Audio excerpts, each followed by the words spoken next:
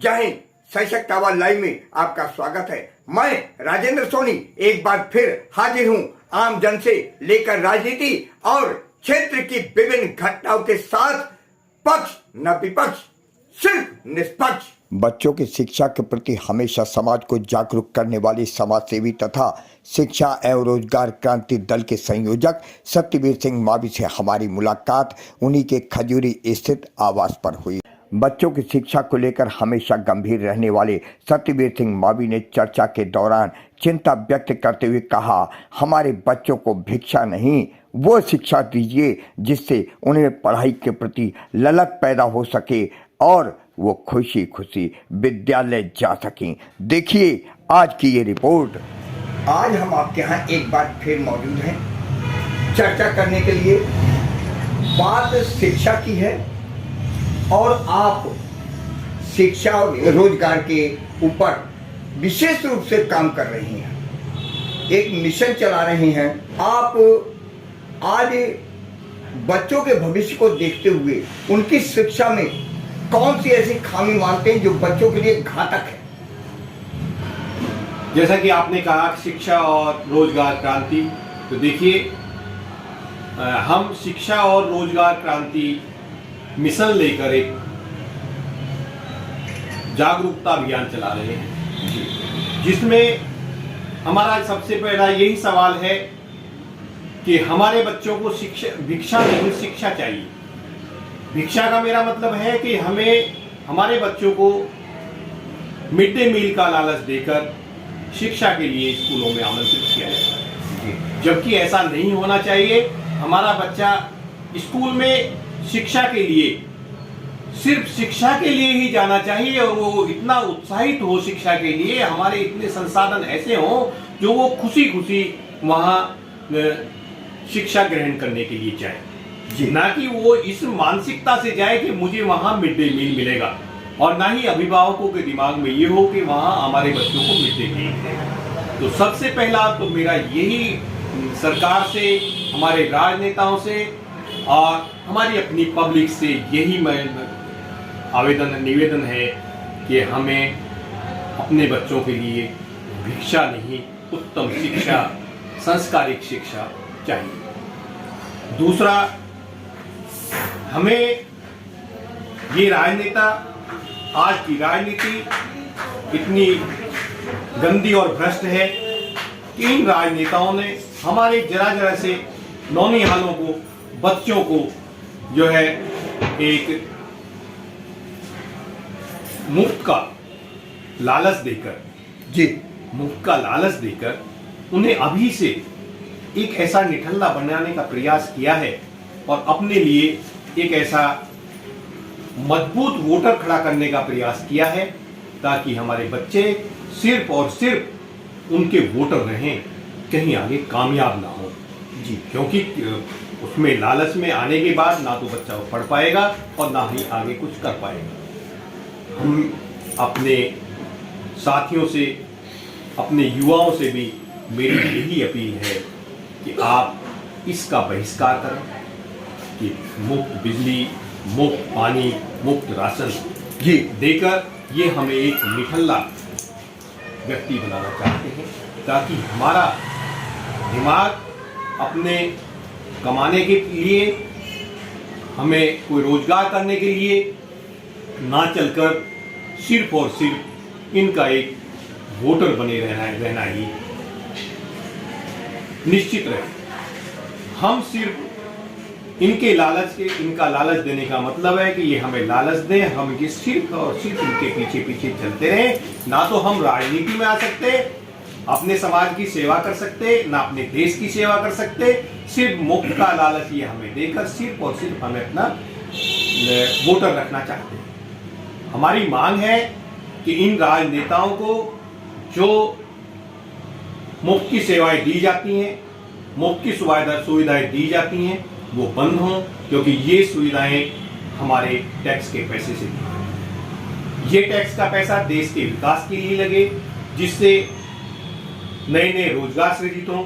हमारे युवा जो ग्रेजुएट, पोस्ट ग्रेजुएट होने के बाद भी, अच्छी अच्छी डिग्री लेने के बाद भी MA, BEd, BTech, MTech, MBA करने के बाद भी बेरोजगार घूम रहे हैं ताकि उन्हें रोजगार मिले और राजनीति में भी बराबर की हिस्सेदारी निभाकर हमारे देश की, समाज की रक्षा कर सकें, विकास कर सकें। एक संयोजक होने के नाते आप इस मुहिम को किस तरह चलाएंगे कि लोग ज्यादा से ज्यादा परिवार जागरूक हो सके? देखिए, अभी दिल्ली में दिल्ली नगर निगम के चुनाव घोषित हो चुके हैं जी। हमारा पहले से ही निर्धारित था कि हम दिसंबर के लास्ट में एक यहाँ पूरे हर क्षेत्र में एक इसकी क्रांति यात्रा निकालने का हमारा पहले से ही समय निर्धारित था जी। लेकिन अभी दिल्ली नगर निगम के चुनाव अभी आ गए हैं तो हमें इसे संक्षिप्त में डिजिटली इसको प्रचार प्रसार करने का हमारा प्रयास है ताकि जितने ज़्यादा से ज़्यादा लोग जागरूक हों और उससे हमें एक कर्मठ और ईमानदार जनसेवक हमें मिल सके ताकि वो आकर हमारे समाज की सेवा करे। जो लोगों की जिस उद्देश्य से राजनीति बनाई गई है या जनसेवा में जो लोग आते हैं वो उसका पूरा हो सके, ना कि उसका एक व्यक्तिगत लाभ उसको मिल सके। जी। मेरे इसमें 4-5 पॉइंट हैं जिनको मैं सब अपने साथियों के साथ शेयर करना चाहता हूँ। बताएं। तो एक तो इसमें ये है कि जो भी लोग हमारे वोट मांगने आए, हम सबसे पहले उनसे एक एफिडेविट की डिमांड करें। जी। इसमें डिमांड हमारा ये है कि एक तो सभी नेताओं को जितनी भी फ्री की सुविधाएं दी जा रही हैं ये सारी सुविधाएं बंद हो। जिस तरह से एक नौकरी करने वाले के लिए नौकरी पर इनकम टैक्स लगता है उसी तरह से इनको भी इनकम टैक्स दिया जाए। सारी सुविधाएं टैक्स के दायरे में आए और हम इनसे एक एफिडेविट लिया जाए कि मैं राजनीति में कमाने नहीं, मैं जनता की सेवा करने आया। हमारे बीच में जो भी कोई किसी भी पार्टी से कोई आता है तो अगर वो हमें इस तरह का एफिडेविट दे तो हम उसको ही अपना जनप्रतिनिधि चुनने का प्रयास करें। सबसे पहला कि मैं राजनीति में कमाने नहीं, मैं आपकी सेवा करने आया हूँ। दूसरा पॉइंट है मैं कोई वेतन या मैं कोई भत्ता नहीं लूंगा। तीसरा मेरा पॉइंट है मेरा वर्तमान में जो भी कारोबार है मैं उसको नियमित रखूंगा। जी।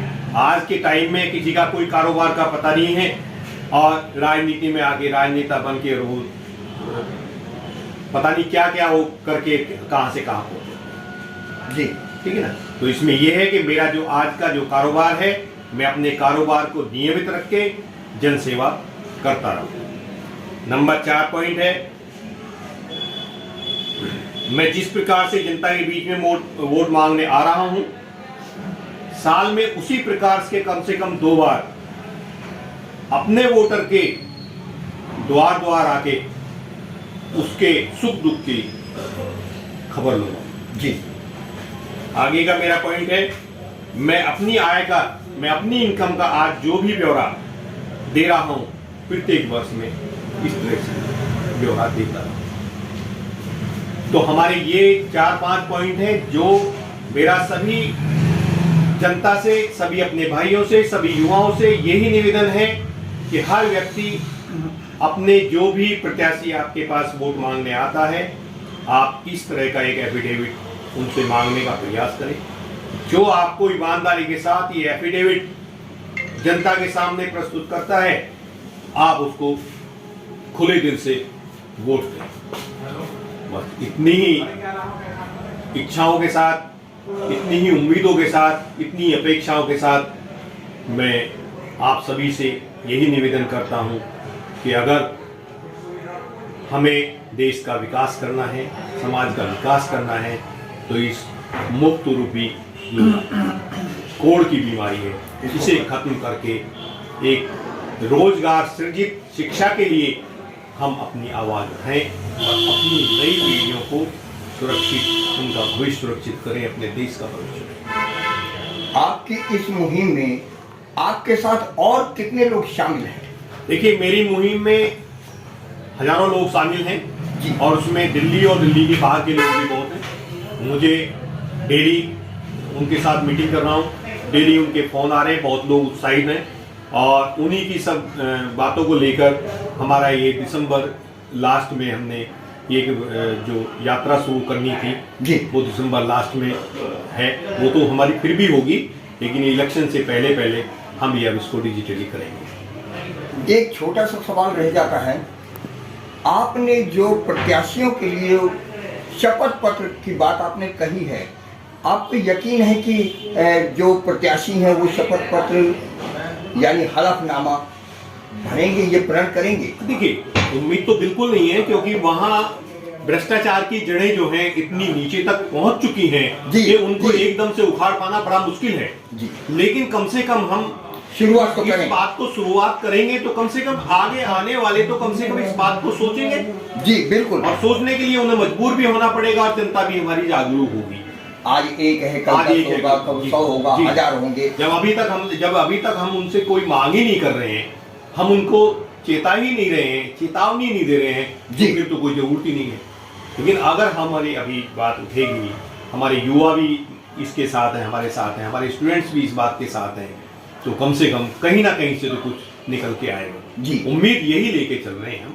इसका मतलब यह है कि आप ढर्रे पर चलती हुई जिंदगी के बीच एक नया रास्ता, एक मुहिम करने पर ये प्रयास करना चाह रहे हैं जो स्वच्छ है। जी, कोशिश यही कर रहे हैं कि जो भी राजनीति हो वो स्वच्छ हो और हमें निठल्लापन ना हो। हमें सबको रोजगार चाहिए। आप चाहे किसी को 2 पैसे का रोजगार दीजिए, आप जब टैक्स ले रहे हो हमसे तो ठीक है, टैक्स लीजिए, लेकिन आप अपना टैक्स भी तो दीजिए। आप ये सुविधाएं जो हमारे खून पसीने के ऊपर हमारी ये सारी सुविधाएं आप ले रहे हैं, अपने परिवारों को सुरक्षित कर रहे हैं। 5-5 साल तक आप एक बार एमएलए बनने के बाद, एक बार एमपी बनने के बाद, चाहे वो 1 साल के लिए ही क्यों ना बने, उसकी आजीवन पेंशन लग जाती है। जी। तो ये कहाँ का कानून और कहाँ का नियम है? हमारे जो 30-30 साल तक जो कर्मचारी नौकरी कर रहे हैं, अपना पूरा जीवन लगा रहे हैं, उनकी पेंशन कोई नहीं मिलती, उनके बच्चों को कोई सुविधा नहीं मिलती।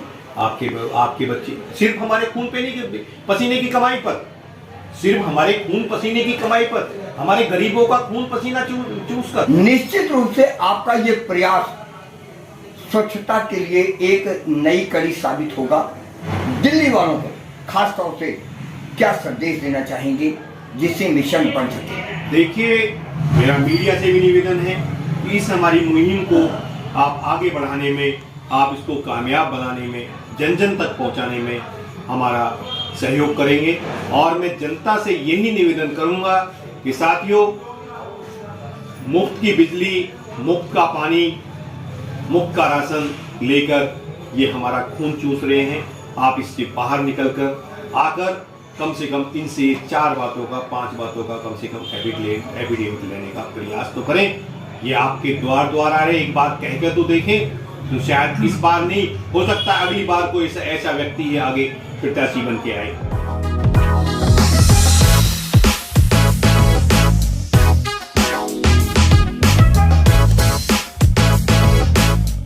अपने आसपास की खबरों के लिए देखना ना भूलें सशक्त आवाज लाइव न्यूज चैनल। सब्सक्राइब कीजिए एक लाइक के साथ।